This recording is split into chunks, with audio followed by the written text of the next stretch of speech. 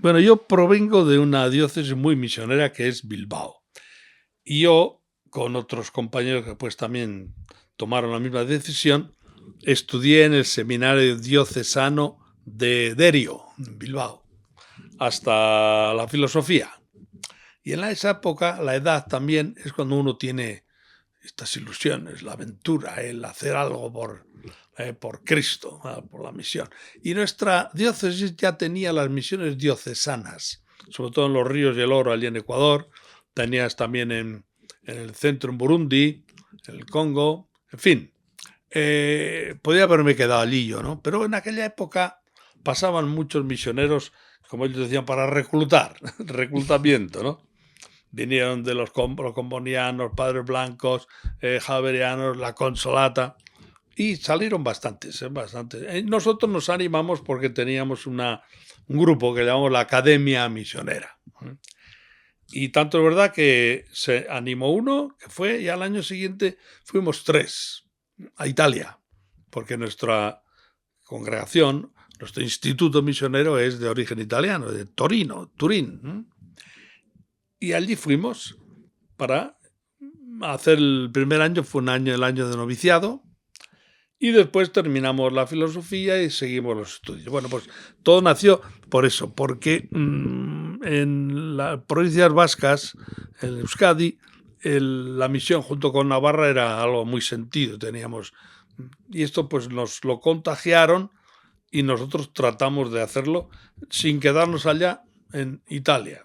Para decirte la verdad, que fuese mariano primero, ¿no? Un instituto mariano. Consolata, que sonaba un poco raro entonces, pero sí, porque el lema de nuestro instituto es llevar el consuelo de Dios a los hombres, ¿no? Que es el mismo Jesús. Y bueno, fue porque entre nosotros nos animamos. El primero que fue, nos pusimos a cartear con él, en contacto, y nos decía, sí, aquí está bien, se come bien aquí en Italia. Como ves, motivaciones muy espirituales. Y al año siguiente nos animamos 3 más. Uno de ellos tuvo que volver por cuestiones, problemas familiares, total, que quedamos 2 nada más, junto con el primero, y seguimos los 3, ya 80 años que vamos. A uno ya ha cumplido los 80, yo los voy a cumplir dentro de en mayo. Y allí empezó toda nuestra aventura, nuestros estudios, etcétera.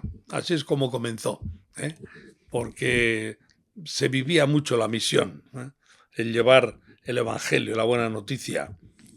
Y nosotros vimos aquí como un camino que podía ser nuestro futuro, como sacerdotes, pero misioneros, para evangelizar, llevar la buena noticia, el Evangelio. Pues mira, en aquella época no se hablaba tanto como el decir que también la misión está aquí. Eso se habla más ahora. En aquella época veíamos la misión como adyentes, que había que ir lejos, dejar casa, que lo que suponía pues un desgarro, una separación, y eso pues nos anima, aparte la edad nuestra, yo tenía 18 años, era joven y tenía el entusiasmo de querer hacer algo, ¿no? Quizá también un poco por los ejemplos de los misioneros que veíamos y conocimos, pues nos animaba a lanzarnos a la misión. Y aquí estamos, aquí sigo yo.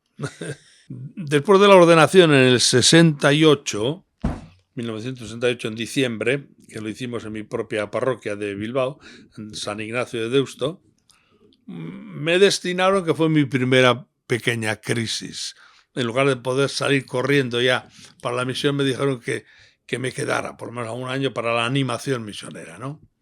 Y esos años primeros los empleé animando, tratando con la juventud, la pastoral juvenil, pastoral misionera, en Málaga. Yo allí estuve 5 años hasta que ya por fin me dieron la destinación a Tanzania.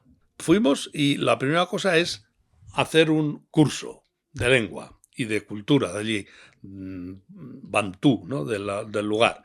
Y estuve en un centro de Tabora, el centro Kipalapala, que hoy es un seminario enorme, ahora seminario local de allí. Pues allí hice yo un curso de lengua y a los pocos meses, solamente 3 meses nada más, me mandaron a una misión, Nyabula, en el altiplano de Tanzania, el centro sur, en las Highlands, allí estuve, sí. Pero el primer día fue eso, el golpe, pero era positivo, ¿no? No es que fuese ver todo distinto, ver que con la lengua, pues sin el idioma no puedes defenderte, no puedes entrar en contacto con la gente. O sea que lo primero que dije, aquí hay que aprender el Kiswahili. Y así lo que hice. Pero después de esos 3 meses nada más, me mandan a una misión donde me dice el párroco entonces, tú te vas a encargar de la escuela, de los niños. Oh, pues si todavía no lo sé, tengo que estar hilvanando las palabras. No te preocupes, verás, te acostumbras. Y así fui, me lancé, los críos se reían de mí, del cómo hablaba y tal, pero con el tiempo, pues mira, ya me tocó después usarla para todo, para enseñar, predicar y sobre todo comunicarme con la gente. Y veías que eran felices dentro de su pobreza. Y esto es lo que más me causaba impresión, ¿no? Me quedaba asombrado viendo siempre sonreírles, sonreír, siempre la risa en la boca, a pesar de la miseria, muchas situaciones de pobreza.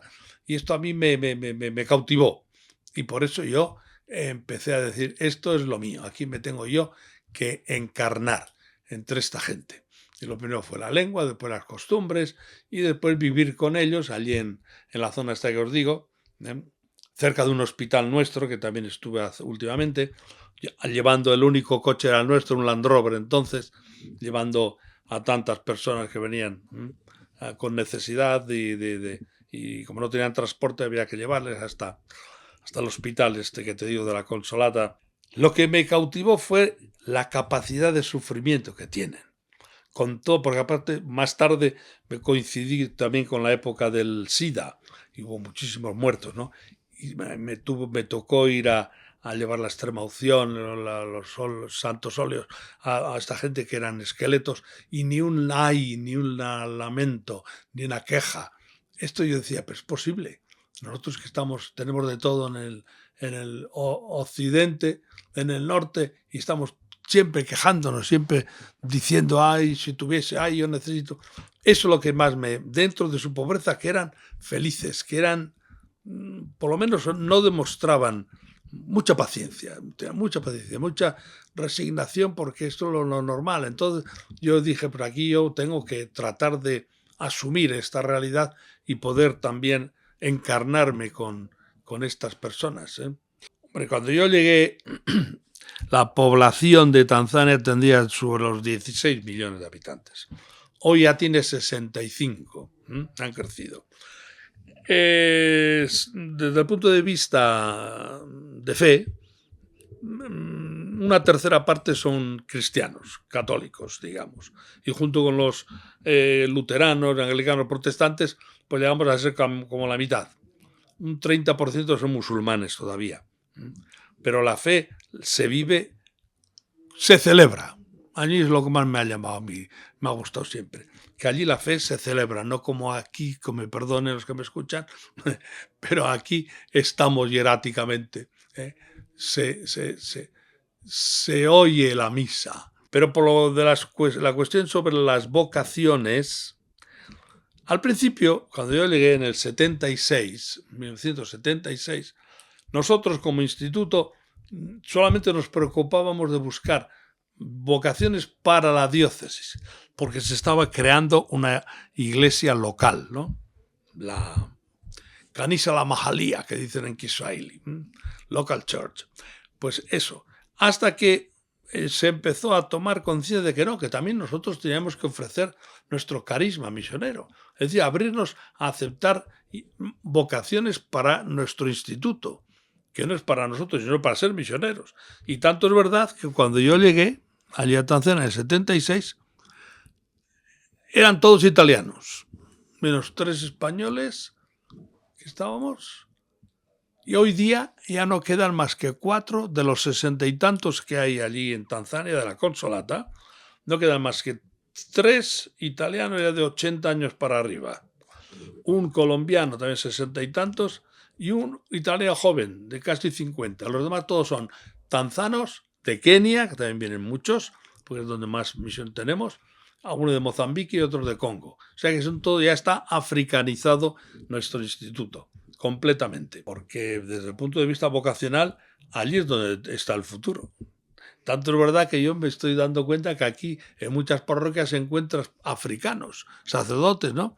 Es decir, que yo se lo digo a veces a la gente, ahora ellos nos están reevangelizando, nos están devolviendo lo que les llevamos nosotros, porque aquí se está perdiendo, porque aquí en nuestro occidente, en nuestra Europa, en nuestra España, pues estamos perdiendo la fe y necesitamos que alguien nos la renueve o nos reevangelice. Y yo creo que tiene que importarles, a cualquiera que nos esté escuchando, tiene que importarles el que estas vocaciones nativas, como las llamamos, sigan surgiendo y sigan cada vez más madurando, digamos, y que sean auténticas vocaciones como servidores de su pueblo y también de fuera.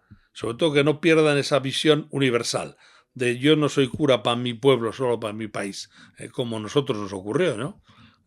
Cuando yo estaba en el seminario de Derio, allí la visión esta universal, sino los horizontes sin límites, era una de las cosas que más nos atraía, el llevar a Jesús sin decir, estos somos nosotros los primeros, nosotros somos al revés, dando gracias a Dios porque hemos recibido este tesoro y tenemos que comunicárselo a los demás, porque Jesús no es de nadie más, es de todos, los nuestros es de todos. Yo he tenido varios casos allí de jóvenes, hace poco fui a bautizar a sus hijos, entonces eran jovencitos, se han casado y tal, y estuvieron uno un mes, el otro también, y volvieron, por lo que me decía la gente que le conocía, hechos unos animadores misioneros de lo que habían visto, de lo que habían vivido.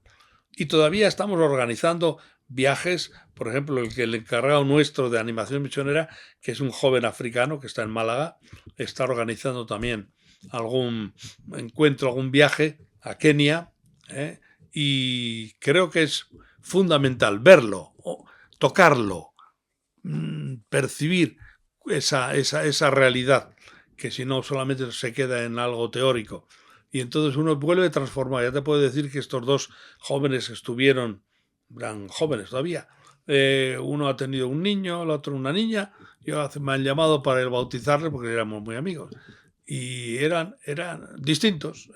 Uno es médico, el otro es ingeniero de algo, no me acuerdo ahora, y viven esa experiencia que hicieron, aquella vivencia de aquellos años, un mes que estuvieron conmigo, y de verdad les transformó. Volvieron con una visión nueva, sin tantas fronteras ni tantos límites, esto sí, esto no, después con mucho más conformarse con lo que tiene, ser felices con menos, no digo con poco, con menos, que eso sería uno de los lemas que uno puede aprender en África, que se puede ser felices con poco.